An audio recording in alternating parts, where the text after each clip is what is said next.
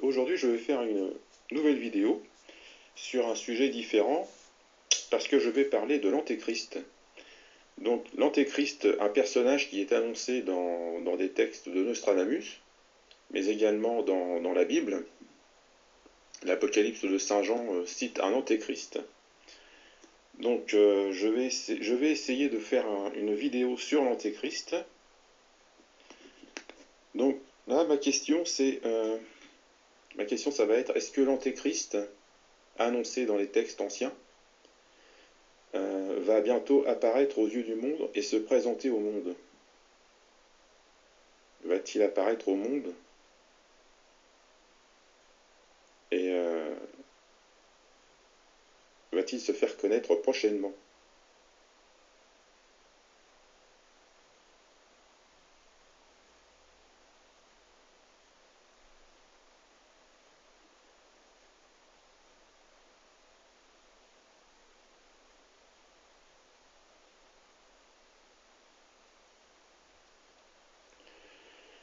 Oui, alors il va se faire connaître, je ne peux pas vous dire quand exactement.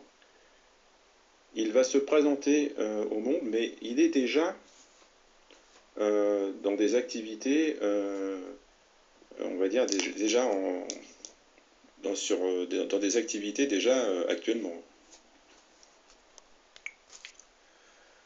Bonjour à tous. Dans l'extrait que vous venez d'entendre, la voyance nous dirait que l'Antéchrist serait déjà à l'œuvre sur Terre. Ce qui ne m'étonnerait pas au vu des multiples signes qui annonceraient sa venue sur notre planète dans le courant des années 70. D'après une prophétie bouddhiste, une configuration astronomique particulière, un pluie de météorites, on pourrait dater la naissance de ce mystérieux grand monarque à l'année 1966. Dans la fameuse prophétie bouddhiste, il était dit que le nouvel instructeur mondial, l'avatar attendu, devrait se manifester sur Terre 3000 ans après la mort de Bouddha dans le pays des coqs. Bon, le pays des coqs, on sait que c'est la France. Et dans le calendrier chrétien, 3000 ans après la mort de Bouddha, nous ramènerait au début des années 70. Et étrangement, au mois de novembre 1966, on aurait assisté à un phénomène astronomique d'une rare intensité. Ce fut la traversée d'une pluie de météorites dont le nom était Léonide, ainsi appelée parce qu'elle semblait provenir de la constellation du Lion. Les Léonides auraient atteint un maximum d'intensité le 17 novembre 1966 avec l'apparition de 144 000 étoiles filantes par heure en moyenne, offrant ainsi tout un spectacle de lumière aux observateurs du Middle West américain aux États-Unis. C'est autant de signes indicateurs sur une probable naissance de ce mystérieux grand monarque aux alentours des années 70. Certaines prophéties attribueraient à ce grand monarque un titre divin et une origine ethnique arabe. Oui, je sais, ça surprend, mais bon. Une prophétie étrange qui nous aurait été transmise par Marie-Julie Jaïni, qui était une mystique catholique française du 19e siècle, semblerait bien évoquer cette origine étrangère du grand monarque. Marie-Julie Génie était née à Blain, près de Nantes, le 12 février 1850, et s'y était éteinte le 4 mars 1941. Pendant sa vie, elle développera un don de visionnaire prophétique. Sa maison sera transformée en sanctuaire qui portera son nom à Blain, où elle est enterrée dans le cimetière. De plus, de nombreux Bretons la vénèrent aujourd'hui comme une sainte. Dans la prophétie qui va suivre, elle indiquerait clairement l'importance de l'islam en France pendant l'avènement de ce mystérieux grand monarque. La France deviendra Mahomet parce qu'elle avait commencé à nier la divinité du Christ. C'est un châtiment que Dieu lui infligera, et cela suite à la politique de déchristianisation qui avait succédé à la Révolution française de 1789. Cette désintégration de l'Église et du christianisme ne sera pas faite spontanément, mais progressivement. Elle aura été orchestrée par des sociétés secrètes et des groupes d'influence dans tous les milieux sous le masque de l'amour de l'homme. En effet, les philosophes français de l'époque avaient contribué à écrire la Déclaration universelle des droits de l'homme en occultant complètement les lois divines. Bah oui. Certaines de ces sociétés secrètes vont s'acharner à la dissolution de la civilisation chrétienne par la corruption, les mauvais livres, l'imposture ou la peur, hein, élaborant des lois contraires à la loi divine. Les lois impies séduisant ceux-là même qui auraient dû la défendre, hein, les aveuglant au point de les amener à persécuter ceux qu'ils devaient aimer. Mais bon. Toutes ces attaques visaient à effacer de l'esprit des hommes la mémoire de Dieu créateur, du Dieu créateur et du Dieu et du Christ sauveur. Mais bon. Pour punir un peuple de son éloignement de la foi, Dieu laissera souvent agir certaines forces maléfiques pour faire accomplir son châtiment. Pour faire œuvre de châtiment, la justice divine se sert souvent des anges déchus, hein, que nous appelons démons, et de leurs complices humains. Il suffit à la toute-puissance divine de laisser aux démons un peu plus de liberté sur Terre, hein, de façon très très limitée et mesurée. Hein. Dieu gardera toujours une maîtrise absolue, sinon la Terre aurait disparu tant la haine du diable est féroce. Parfois, les anges déchus ou démons attaquent les hommes pour les punir. Dans ce cas, ils sont envoyés par Dieu. Hein. Le châtiment, en effet, revient à Dieu, comme à son premier auteur. Hein. Pourtant, les démons envoyés le font avec une toute autre intention pour laquelle ils sont envoyés, car eux-mêmes punissent par haine et par envie. Hein. Alors que Dieu les envoie pour accomplir sa justice. Et pour que les conditions de la lutte ne soient pas inégales, l'homme recevra en compensation l'aide des anges de Dieu. Les pécheurs endurcis refusent les secours divins. Ils s'obstinent dans l'ingratitude et s'enfonceront ainsi dans une complicité profonde avec les démons. Et ils luttent avec eux contre Dieu. Hein. C'est alors qu'intervient la juste colère divine. Dieu laisse souvent les coupables à leurs propres décisions pour qu'ils fassent l'expérience de leur néant, voire de leur destruction. Hein. Par exemple, les nations ne peuvent être purifiées que sur cette terre, hein, d'où les désastres humiliants pour les peuples qui ont voulu enfreindre les lois de Dieu ou les mépriser. C'est ainsi que pour punir Israël de son éloignement de la foi, Dieu avait laissé agir les démons qui accompagnèrent les armées de Nabuchodonosor en l'an 582 avant Jésus-Christ. Hein. C'est ainsi aussi que pour punir la France révolutionnaire de son éloignement de la foi, Dieu laissera agir les démons qui accompagnèrent les armées prussiennes en 1870 contre la France. Là, je vais vous donner un petit descriptif de cette fameuse guerre de 1870 qui avait opposé la France à la Prusse. La Prusse, pour ceux qui ne savent pas c'est quoi, c'est l'actuelle Allemagne. Après avoir constitué une confédération de l'Allemagne du Nord, avec 21 États sous la mainmise écrasante de la Prusse, hein, le chancelier Bismarck souhaitait achever l'unité allemande et projeta pour ce faire de rassembler le Nord et le Sud dans une guerre contre la France de Napoléon III. C'est-à-dire, cet empereur déclenchera la guerre pour pouvoir accélérer l'unité de ce peuple. Hein. Oui, pour faire fusionner le Nord et le Sud. Hein. La guerre, c'était surtout un petit prétexte qu'il recherchait pour pouvoir créer cette fameuse union allemande.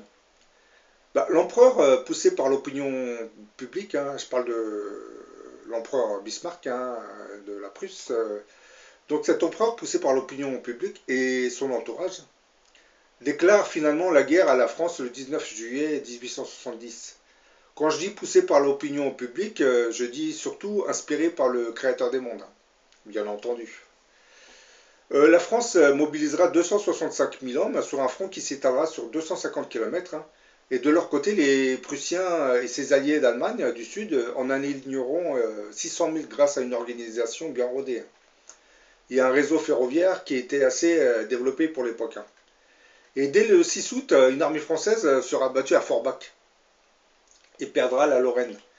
Le même jour, le maréchal de MacMahon, maréchal français, sera battu à Fürst-Willer-Wörth et perdra l'Alsace, en dépit de la charge héroïque des cuirassiers à Rochen-Schoffen.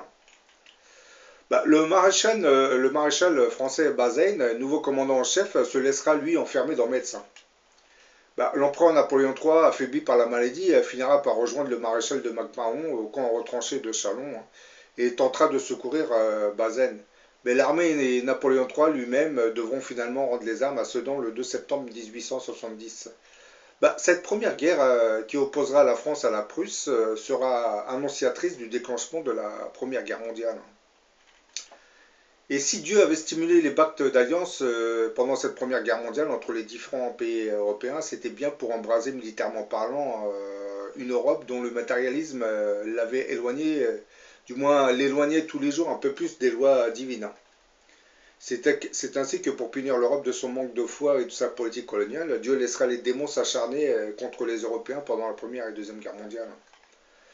Le diable est-il devenu l'instrument de Dieu sur Terre?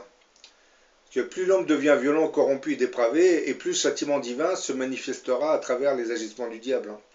Par exemple, l'armement qui avait décimé plusieurs millions d'hommes et de femmes pendant la Première Guerre mondiale avait été inventé par des hommes qui avaient perdu leur foi. Il ne faut pas l'oublier non plus, parce qu'aujourd'hui on nous dit que les intégristes chrétiens ou les groupes islamistes djihadistes fomentent le mal sur cette planète. Le problème, c'est que l'armement qu'ils ont entre les mains n'a pas été fabriqué par des religieux. Faut pas l'oublier, ça aussi. Et les élites des nations européennes qui avaient aussi perdu leur foi en Dieu s'entretueront avec du matériel militaire que leur athéisme avait fabriqué. Et oui, il ne faut pas l'occulter, ça aussi. Vous vous éloignez de Dieu par votre matérialisme, le châtiment divin se manifestera alors par l'intermédiaire des agissements du diable contre vous. Le diable devient malgré lui la manifestation de la colère divine contre les hommes. Parce que le diable, sa mission, du moins la mission du diable, c'est de vous corrompre et vous pervertir. Et surtout de vous éloigner du Créateur des mondes. Et plus vous vous éloignez de Dieu, et plus vous deviendrez violent, cruel et égoïste. Bref, tous les défauts qu'un être humain pourrait porter. Et en devenant comme ça, vous finissez par devenir mauvais, puis vous allez finir par vous entretuer. C'est que le diable vous a inspiré pour que vous deveniez comme ça. Ensuite, vous allez vous entretuer parce que vous ne croyez plus en rien. Là aussi, c'est un peu l'œuvre du diable qui va agir pour stimuler ces guerres, parce que lui, il est en guerre contre la race humaine que Dieu a installée sur Terre. Mais bon, le diable, malgré lui, se rend compte qu'il est devenu l'instrument de Dieu, puisqu'il pousse l'homme à devenir athée, et ensuite, il le pousse à s'entretuer. Et lorsque vous vous éloignez de Dieu, Dieu s'éloigne de vous, et puis le châtiment divin qui vous tombe dessus, il est clair, il se manifestera à travers le diable. Oui, c'est assez étrange, tout ceci, parce que les gens vont commencer à dire que le diable a été créé par Dieu. Je dirais qu'indirectement, le diable, qui était un archange à une époque fort éloignée, a très bien pu refuser de se prosterner et d'accepter le programme de Dieu sous une inspiration divine. Parce que lorsque Dieu allait créer les âmes et les faire descendre dans la matière, il fallait bien trouver une force occulte en face de ces âmes pour la mettre à l'épreuve. Donc le diable, en réalité, son travail, c'était de mettre à l'épreuve toutes ces âmes. Et l'âme qui a son libre arbitre devra choisir d'elle-même le chemin qu'elle voudra faire sur Terre. Si elle veut servir le mal ou le bien. Donc on lui met en face d'elle une puissance maléfique.